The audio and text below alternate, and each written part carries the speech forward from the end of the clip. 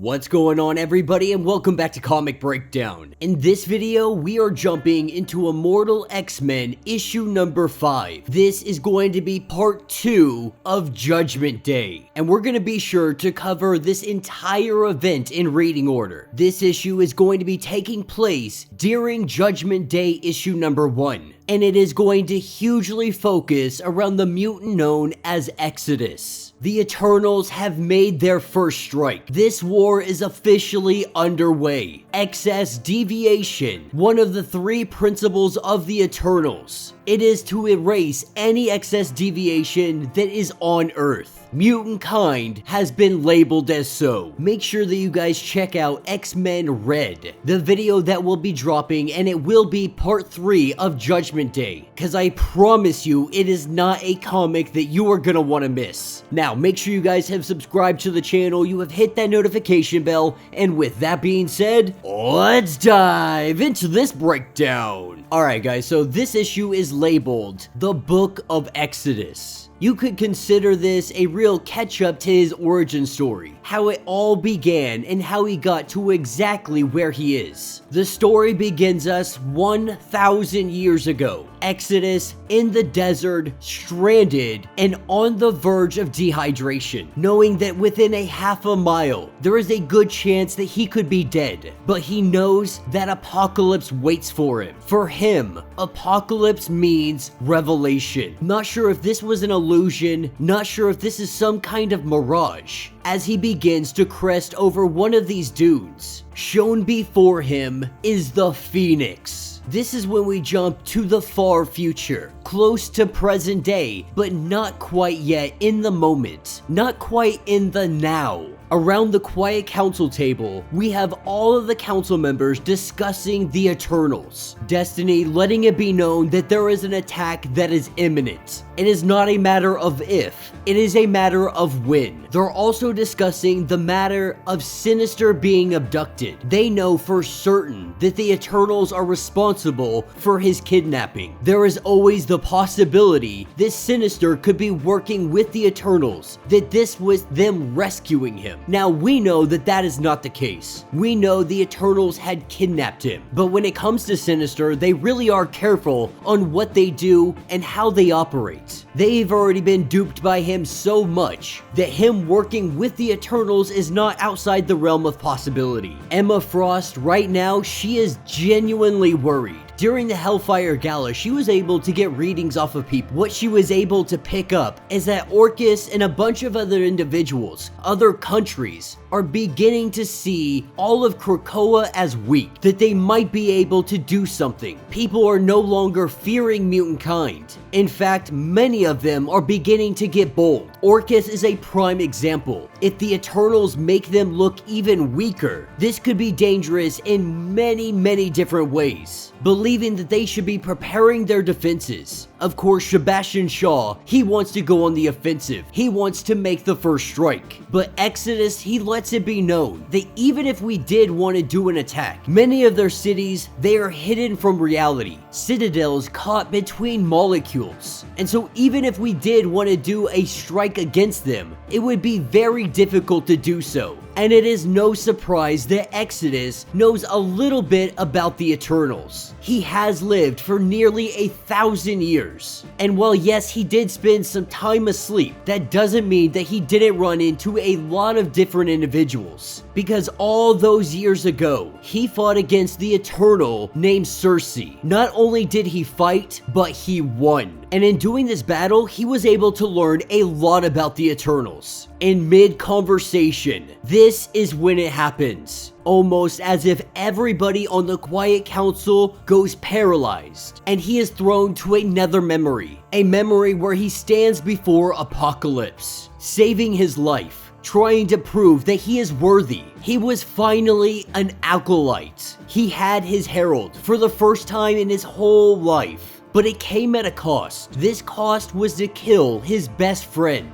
That just so happened to be the Black Knight of this era, the one known as Garrington. Listening to his messiah, This is the first time that he met the Eternal known as Cersei. He was easily able to defeat her. Not only that, he had the life of the Black Knight in his hand. He realized in this moment that he was being tempted by the devil, Apocalypse being that devil. And while Exodus, he doesn't necessarily see this as an insult. In fact, he believes being called the devil is a compliment because Satan is an adversary. The adversary plays their part. Apocalypse may be a vile individual, but he is at the very core of his faith.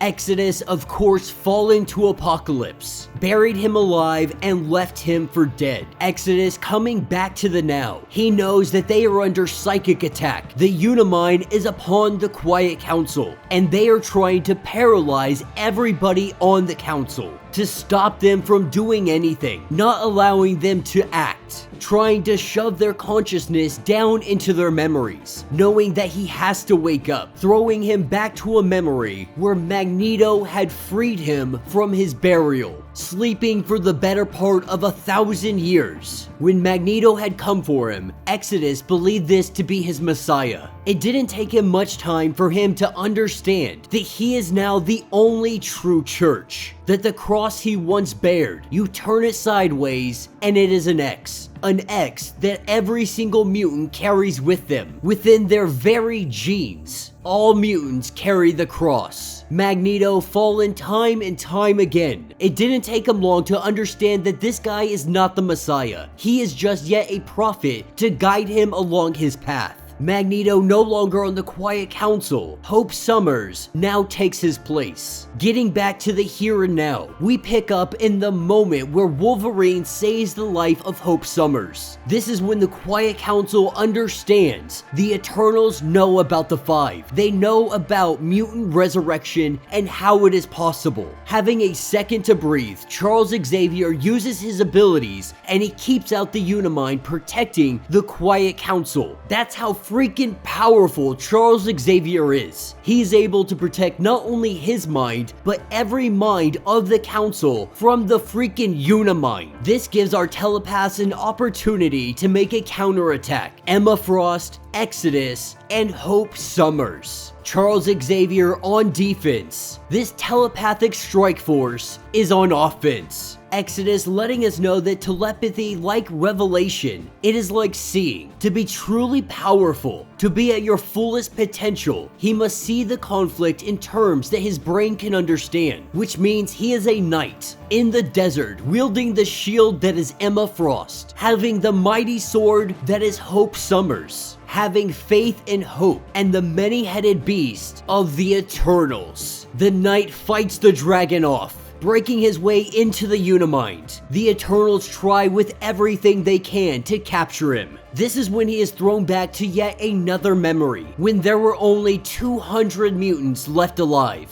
when the Scarlet Witch said no more mutants. He was on a pilgrimage seeking purpose, but being able to find nothing. He had taken to torturing his body, standing next to a freaking sun. He did this to try and test his faith. Mortification of the flesh. Before the fire could consume him, he remembered of Hope, a child born, the first since the witch swept them all away. Believing that his Messiah has returned, he swears to never kneel as long as she stands. This is when Exodus wakes up after being unconscious. Hope and Emma letting him know that they won. They were able to repel this attack. The Eternals are now on the retreat. But even with their retreat, the Eternals, they give out a message to the world, letting the world know that mutant kind has gone unchecked for far too long, that it is now time to erase this excess deviation. And rising all around the world, we see the Hex, giant eternal beings that are going to be used to wipe out mutant kind. Now, they were really hoping that they would have a little more time before that next attack had come at them, but Exodus has no fear in this matter, telling Hope to retire to safety and return the fallen warriors, guard the flame of mutant life, and Exodus will go to slay these dragons, because he is the rock in the hand of Cain. And that will be the end of this issue. So let me know what you guys think down in the comments. For a part 2 tie-in, I do think that it was a lot of fun. We really get to dive into Exodus, his abilities, his powers, and how he